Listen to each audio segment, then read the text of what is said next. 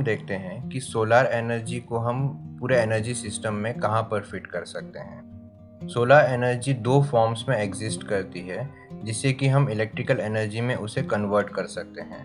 पहला है solar to thermal, जहाँ पर सुपर हीटेड फ्लूइड का यूज़ करके हम स्टीम जनरेट करते हैं और उससे टर्बाइन मूव करके इलेक्ट्रिसिटी को प्रोड्यूस करते हैं। इस टेक्नोलॉजी और रिसोर्स को यूज़ करके अर्थ के कुछ भाग में हम इलेक्ट्रिसिटी को जनरेट कर सकते हैं। इसका ड्रॉबैक यही है कि इसे एक क्लाउड फ्री एनवायरनमेंट चाहिए। बहुत ज़्यादा आवर्स के लिए एक टोटल डायरेक्ट सनलाइट की नीड होती है। जो एक दूसरा तरीका है सोलार एनर्जी को यूज़ करने का, वो है direct conversion of solar energy to electricity. Solar energy एक मेजर इलेक्ट्रिसिटी जनरेशन प्रोसेस है जहाँ पे बिना टर्बाइन यूज़ के ही हम इलेक्ट्रिसिटी को प्रोड्यूस करते हैं। सोलर फोटोवोल्टिक मॉड्यूल कैसे वर्क करता है उसको समझने के लिए हमें पहले सोलार के रिसोर्सेज को समझना होगा, या फिर सन की जो एनर्जी है उसे हम क्या समझते हैं उसे हमें पहले जानना होगा। सन एक तरीके का बहुत बड़ा एक न्यूक्लियर रिएक्टर है पूरे सोलार सिस्टम में। सन से हर प्रकार के रेडिएशंस प्रोड्यूस होते हैं, जैसे कि X ray, ultraviolet rays, infrared, microwave, radio waves.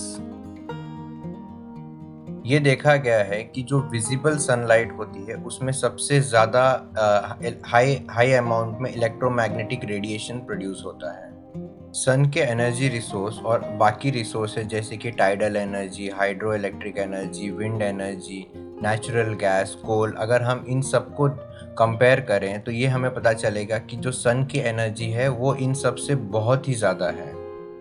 जो एक बहुत इंटरेस्टिंग चीज़ हम सोलर एनर्जी में देखते हैं कि इसकी energy year on year constant रहती है, और बाकी जो नॉन रिन्यूएबल एनर्जी रिसोर्सेस है जैसे कि कोल, यूरेनियम, नेचुरल गैस, ऑयल, ये सब ईयर ऑन ईयर डिक्रीज होते जाते हैं।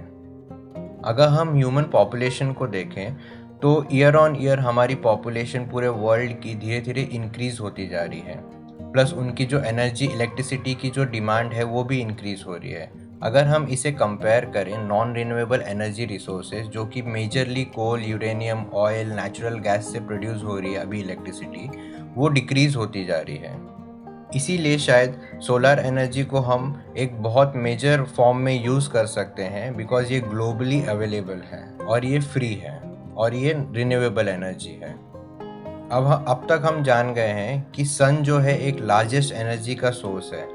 अब हम देखते हैं कि इस लार्जेस्ट एनर्जी सोर्स को हम अपने रिसोर्स में कन्वर्ट करके इलेक्ट्रिसिटी उससे कैसे प्रोड्यूस कर सकते हैं। फोटोवोल्टेइक मॉड्यूल, पीवी मॉड्यूल या कि सोलर पैनल, इसको हम यूज़ करके सनलाइट को इलेक्ट्रिसिटी में कन्वर्ट करेंगे। फोटोवोल्टेइक जो वर्ड है वो एक ग्रीक वर्ड से आया है, उसमें है फोटो जिसका मतलब है लाइट, और वोल्टेक कि एक साइंटिस्ट अलेक्जेंडर वोल्टेक के नाम से लिया गया है। इस वर्ड को अगर हम कंबाइन कर दें, फोटोवोल्टेक, इसका मतलब होता है लाइट टू इलेक्ट्रिसिटी। जो ये फोटोवोल्टेक का इफेक्ट है ये सबसे पहले ऑब्जर्व हुआ अलेक्जेंडर बेकेल से। उन्होंने देखा था कि जैसे ही लाइट एक मेटल पे पड़ती है तो इलेक्ट्रॉन्स फ्लो होने लगते हैं जिससे कि इलेक्ट्रिसिटी प्रोड्यूस होती है। इस कॉन्सेप्ट को बहुत ही ज़्यादा इग्नोर किया गया था 1950 तक, जब बेल लैब्स ने फोटोवोल्टेक के इस इफेक्ट को रीडिस्कवर किया था और उन्होंने जब सोलर पैनल की इन्वेंशन की थी। सेल उन्होंने प्रोड्यूस किया था वो स्पेस में यूज़ होता था सैटेलाइट्स को इलेक्ट्रिसिटी पावर करने के लिए, प्लस ऑफ ग्रिड एप्लीकेशंस में अर्थ पर यूज़ होने लगा। 1970 में फोटोवोल्टेइक मॉड्यूल की पहली फैक्ट्री बनी थी, बट फिर भी इस टेक्नोलॉजी को तब भी इग्नोर किया गया। Slowly over the period of time जब सोलार की टेक्नोलॉजी धीरे धीरे और प्रोग्रेस होने लगी तो सोलार के इन्वर्टर्स, पैनल्स में सोलार की कॉम्पैटिबिलिटी बढ़ने लगी और सोलार का हम यूज़ करने लगे।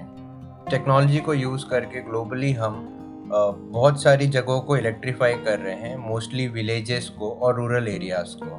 बस इससे हम मॉडर्न सोसाइटी की जो इंक्रीज इलेक्ट्रिसिटी नीड है उसको भी फुलफिल करने की कोशिश कर रहे हैं। सोलार की कॉस्ट है जो धीरे धीरे डिक्रीज होने लगी जैसे जैसे उसकी मटेरियल और एफिशिएंसी और टेक्नोलॉजी इंक्रीज होने लगी। इस ब्रॉड ओवरव्यू में आप अब तक समझ चुके हैं कि मेजर सोर्सेस ऑफ एनर्जीज क्या क्या होते हैं, रिन्यूएबल एंड नॉन रिन्यूएबल में डिफरेंस क्या होता है।